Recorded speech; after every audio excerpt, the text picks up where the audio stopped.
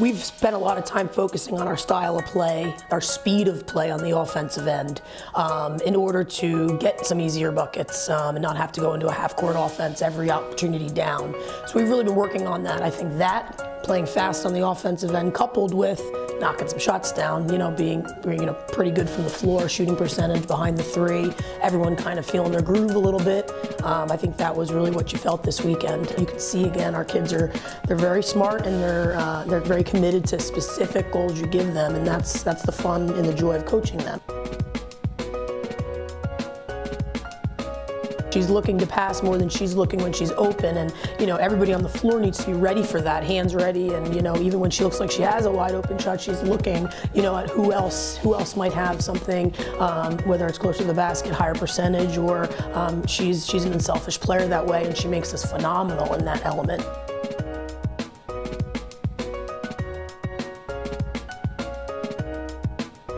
We have the size advantage even in our guards most of the time, but that's a lot about toughness and a lot about focusing on that element of the game.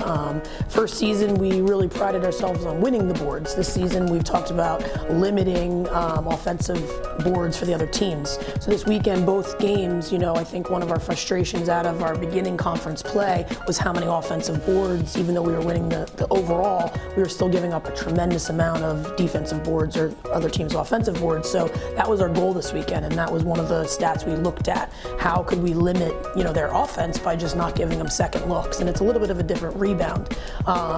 Zoe Hahn is one that, we've said you've got to crash on our offensive end. So it's also falling into, other players being, crashing the O boards and us being very focused on the D boards. I think that's one thing Brooke Stoddard has been doing really well, is using her size and grabbing those aggressive boards, and that's part of the development of her game that's made us good.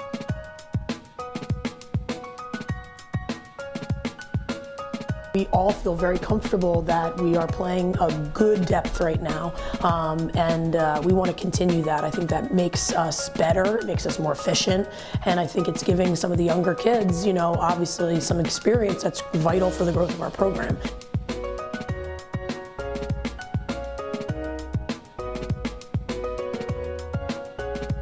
She plays confident, she played loose, and you can see the damage she can do, and that surge off the bench is really, really huge for our team right now.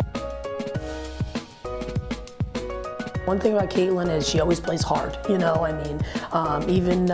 in losses and some of our harder games this year, it's all passion, and you can see that on the floor. I think part of any involvement of, her game is just let it come to her a little bit, and to play relaxed and realize all the things she can do on the floor with her skill and her size, from assists to, making the post players better, to drawing to and kicking. And so we've talked a lot about that. What are teams doing? Are they doubling you? Are they denying you? And how can we utilize that to help our overall team, because we do have other threats, and I think she's adjusted really well to that.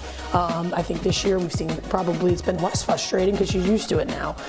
So I think Caitlin's just really being Caitlin and just playing the game, and I've been happy with her progression from where we started to where we are now, and it's so many other things. You can rely on her for boards, we can rely on her to guard the best player. We ask her to do a lot on the floor, and I think that's really speaks volumes to her and her talent levels on both ends.